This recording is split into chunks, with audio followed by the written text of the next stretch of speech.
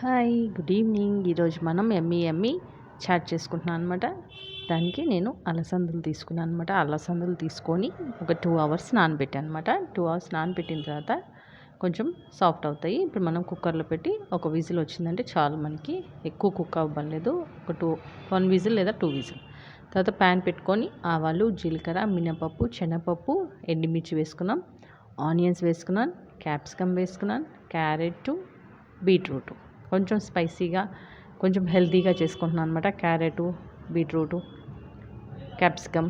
ఇప్పుడు కొద్దిగా salt, pepper powder, garam masala లేదా చాట్ మసాలా వేసుకొని బాగా మిక్స్ చేసుకోవాలి.